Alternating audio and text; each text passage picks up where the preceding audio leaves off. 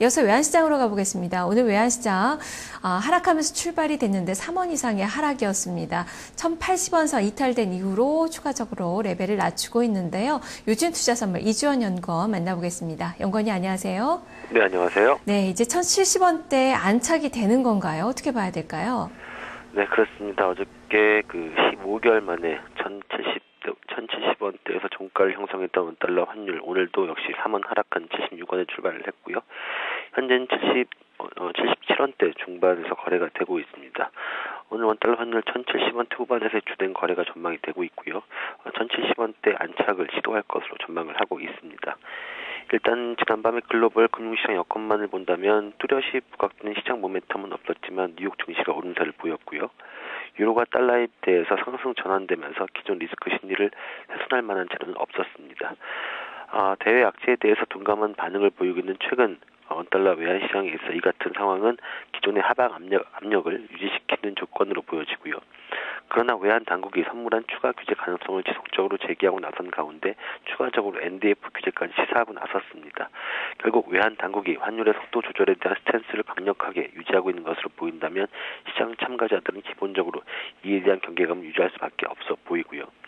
다만 이것이 기존 하락에 대한 추세를 반전시킬 만한 재료로 작용하기에는 힘들어 보이고요. 무엇보다 수급상 공급 우위의 장세를 형성하고 있는 현 상황에서 환율의 하락 압력은 지속될 것으로 보여집니다. 뉴욕 외환시장에서도 여기에 환율은 1개월물이 1,079원 60전에 최종 호가가 됐습니다. 최근 1개월물 스왑 포인트 1원 55전을 감안하면 지난 어제 서울 외환시장 현물화는 종가인 79원보다 95전 하락한 레벨이고요. 어저께 뉴욕 외환시장에서 여기 환율 하락은 연방준비제도 13일 날 우리나라 시간으로 새벽 2시 반에 예정되어 있는데요. 연방준비제도 금리 결정 이후에 어떤 맨 코멘트에서 부양 기대가 반영된 영향이 커 보이고요. 따라서 오늘 예상 환율 범위도 75원에서 80원으로 보고 있습니다. 네, FOMC 회의 결과에 따라서 추가적으로 환율의 움직임이 나타날 가능성이 커 보이는데 그렇다면 1,075원 정도를 어느 정도 오늘의 지지선으로 제시를 해주셨는데 그 이상까지도 좀 봐야 되는 건가요?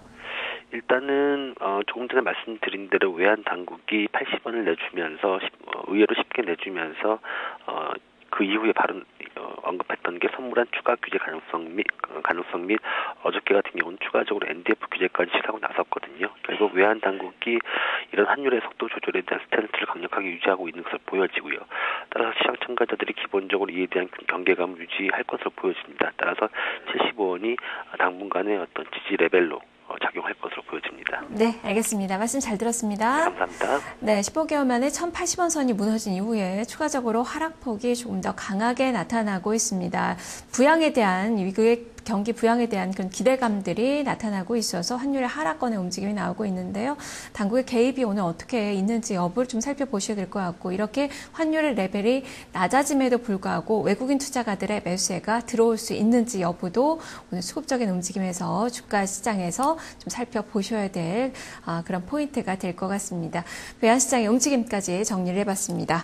자, 우리 시장 움직임으로 좀 돌아가 보도록 할까요? 유가증권 시장 여전히 1960선대 초반에서의 움직임이 계속 이어지고 있습니다. 삼성전자는 쉬고 있는데 나머지 시가총액 상위권 종목군들은 여전히 플러스권의 움직임이 유지가 되고 있습니다. 어떤 종목군들이 시장을 움직이고 있는지 오늘 장의 특징을 종목으로 찾아보겠습니다. 김수경 기자 나와주세요.